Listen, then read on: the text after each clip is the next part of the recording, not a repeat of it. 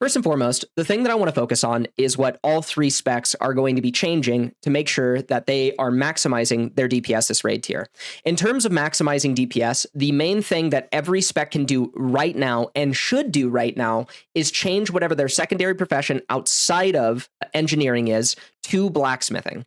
With the addition of 50 agility gems and epic gems into the game, blacksmithing is now going to be the single best profession in the game outside of engineering that you can currently use, because it will offer the highest DPS bonus in terms of the sockets that you gain for gems in both the wrist and glove slot. Assassination will use this, Subtlety will use this, and Combat will use this. There is no higher DPS gain, no matter what fight time, no matter if you're jewel crafting, nothing that is better than having these extra gem slots for all three specs, which you guys can see here, we will be using for all three specs. On top of that, another thing that I want to address is that before we had the first PTR session, we were not sure whether or not Vial of Shadow was going to be scaling with attack power. So we were under the assumption that the Compass trinket, which was a haste trinket, was going to be better than Vial of Shadows. Now that we have more data, Vial of Shadow is in fact scaling with attack power, which means that Vial of Shadow for both Combat and Subtlety is going to be best in slot over the Compass, but not for Assassination.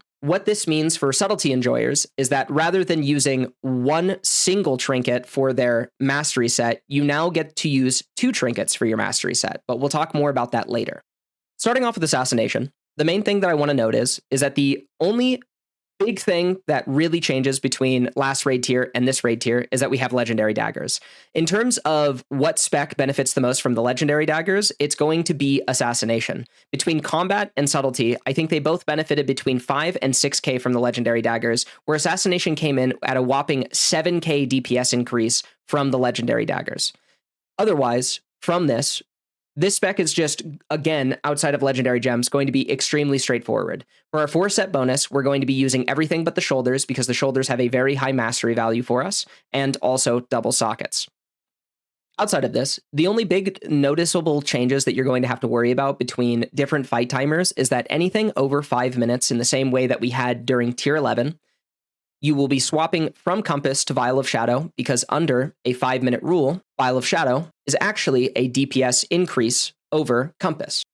And then when we swap to Compass, you guys will be able to see that there's a noticeable DPS difference of around 200 to 240 DPS between both Compass and Vial at 5 minutes. The reason for this is because with trinkets like Matrix and Starcatcher Compass, our Vendetta desyncs from our trinket proc, unlike when we, in tier 11, had Unsolvable Riddle, which was a flat 2-minute that always procced with our Vendetta.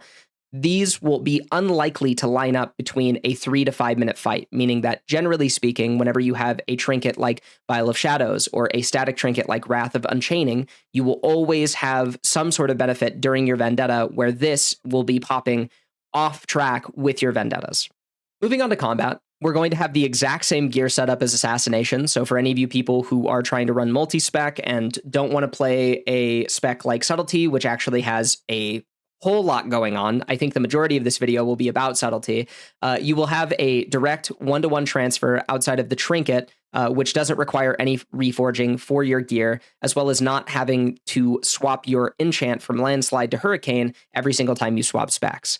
But we'll be using our off piece, which is Underdweller's Spalders, just for the exact same reason. It's Mastery and Haste, which is fantastic for Combat. And we will be using the Legendary Daggers. I repeat, the Legendary Daggers are a DPS increase over using a 2.6 weapon in your main hand. So please, please, please use the Legendary Daggers. And also, like, the proc is just sick, and you also get wings. So why wouldn't you want to use it? Outside of that, the only real thing of note is that Vial of Shadow and Compass are very close to one another in the same vein that they were for Assassination, depending on fight timers. The only time that Compass ends up being better for Combat than Vial of Shadow is on a very short fight timer that is probably sub 2 minutes. Let's see. I got to line these up so they're all in the right area. So give me just a moment to make sure that I got like all of this set up properly before I embarrass myself and say something and some nerd on YouTube goes, actually, he busting it down. Oh,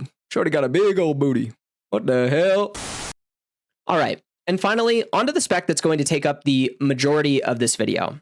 Subtlety is vastly different than the other two specs for a myriad of different reasons.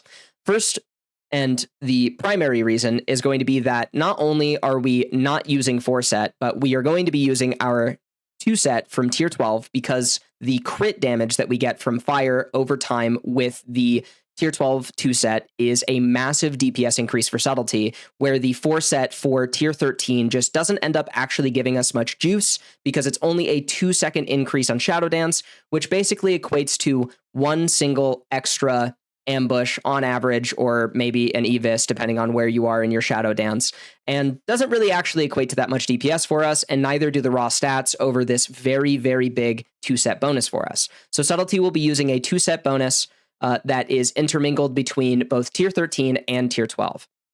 On top of that, for any of you multi-spec players, you're going to have to constantly swap between Hurricane and Landslide for your offhand weapon to make sure that you can play both specs effectively. So if you are going into Dragon Soul, playing Subtlety for single target and Combat for multi-target fights, make sure to always have a extra Hurricane and Landslide enchant on you. On top of that, Subtlety has some of the biggest memes and most degen stuff going on this raid tier in terms of mastery pre-pull. Because of our mastery stat, every single point of mastery that we get to increase the effectiveness of our slice and dice. What this means is that on pre-pulls, using Honor Amongst Thieves, you can generate 5 combo points and then activate a slice and dice with a mastery set that looks something like this, with 4,000 mastery, 4,500 mastery, I should say, that will give you a massive, massive slice and dice increase. This slice and dice increase at this current amount of stats before Moonwell Chalice roughly equals a 80% slice and dice, and with a Moonwell Chalice equals around a 97 to 98% slice and dice increase, which gives a massive DPS bonus. Just so that you guys can see, I'm going to give you the DPS values between a Mastery Pre-Pull Sub-Rogue and a non-Mastery Pre-Pull Sub-Rogue. A non-Mastery Pre-Pull set Sub-Rogue will be doing roughly 62.4k DPS on a 3-minute fight in DS, whereas a Mastery Pre-Pull Sub-Rogue will be doing 65.3k, netting us really around a 3k DPS increase just from this Pre-Pull set alone, which means that if you want to play Subtlety competitively this raid tier, you're going to need to farm out a mastery set. In terms of what the gear looks like, you're going to be stacking just nothing but Agi gems outside of your pants socket because it gives a plus 30 Agi bonus, which just means that we throw the orange socket in for the extra agility that we would gain from the socket bonus anyways. Outside of that, everything that you're going to be focusing on is just going to be for this mastery set.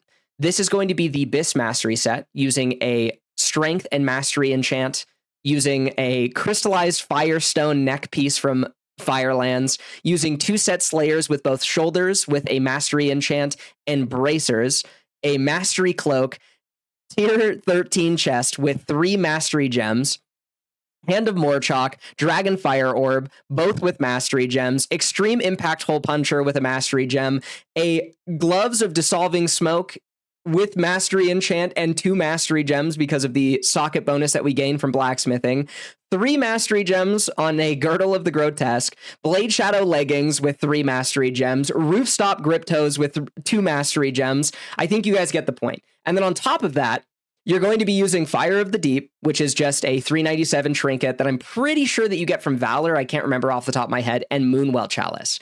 Moonwell Chalice is going to be the biggest stopgap between you being the #1 rogue and just another rogue in the bunch.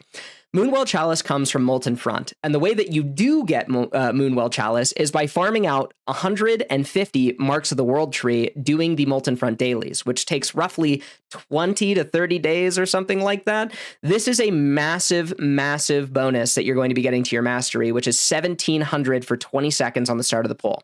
Now, this doesn't actually transfer over to anything inside the fight, but because of the fact that Subtlety is going to be using 2 static trinkets that don't have long ICDs, Vial of Shadows only has a 9-second ICD, meaning that you'll miss 1 proc of it at the beginning of the fight for this. You're going to be able to use both mastery trinkets on top of the full mastery set to make sure that you can maximize the amount of mastery that you're getting on pre-pull, which will give you a super, super big 3k DPS increase just off of your first slice and dice. On top of that, there's also tech that is currently being discussed. There's another trinket that exists in the game called Soul Shifter's Vortex, which is when you deal damage, you have a chance to proc a 3200, almost 3300 mastery trinket. Whether or not this is going to be effective or something that you can even make feasible work within your raid is up in the air currently, but if you can somehow manage to find a way to consistently proc this trinket to use with your Moonwell Chalice and all your other mastery gear, this is going to be easily a 1000 to 1500 DPS increase. So I'm not sure if I'm going to be using this because I'm going to be honest, this is a little more try hard than I would get into myself, but this is definitely something that is worth looking into in terms of min-maxing if you're trying to be one of those rank 1 parsing rogues in the world. You know what, Mick? You stick around, you watch the stream, you might find out, okay? We're not putting this in the YouTube video. Only stream watchers get to find out the juice, okay? I'm hiding things from fucking people. I'm trying to build my stream up. If you guys want the fucking juice, you better start watching this fucking stream, all right? I'm telling you, dude. I'm telling you. I'm tired of these fucking YouTube Andes coming in here, dude. But for those of you that don't want to farm out a Moonwell Chalice, there is hope in the trinket Skardyn's Grace. Skardyn's Grace is a trinket that comes out of Grim Batol. It's a 346, so you need to do this on Heroic, and it's really easy to farm. All you have to do is just go in there. It's the first boss. You just do this a couple of resets a day. The DPS difference between Skardyn's Grace and Moonwell Chalice are actually not that far apart. It's about 200 DPS, so if you're one of those people who wants to pump, but you don't want to do all of the work associated, Skardyn's Grace is a really good alternative that only is about roughly 275 less mastery than Moonwell Chalice. So it's not doom and gloom for anyone who doesn't want to farm Moonwell Chalice, but I do suggest that if you are someone who does care about pumping, that you will try and get a Moonwell Chalice, because this is by far going to be the best trinket that you can have over Skardyn's Grace, even though Skardyn's Grace is still very good as an alternative. But with that being said, this is pretty much it for the video. The last thing that I want to talk about is just the raw DPS numbers. In terms of what spec is going to be the best for single target in Dragon Soul, is by far going to be Subtlety. Subtlety is doing 65.3k, Assassination is doing 61.1k, and Combat is doing 57.5k. Now, there is an argument to make that Combat is going to be automatically the most viable single target spec on Ultraxion alone, because Ultraxion is a front-facing boss that you cannot hit from behind whatsoever. If we look at Assassination and we were to put on in front of target, and then we got rid of backstab at 35% because you cannot use it, changed our talents to Glyph of Vendetta, you would see that this is really bad DPS. This is really bad. So Assassination is not a decent alternative for Ultraxion in any capacity.